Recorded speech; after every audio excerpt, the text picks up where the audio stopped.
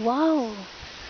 Today is May 21st, 2015. I have found this very beautiful flower. Really big. Really unique. And it's coincidental that it's Stan Sicola's 73rd birthday today, and this flower is found in his farm. This flower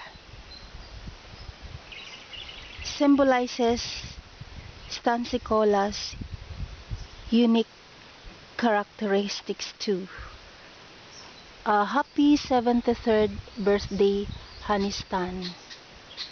We are celebrating it here with this very unique, majestic flower in your farm.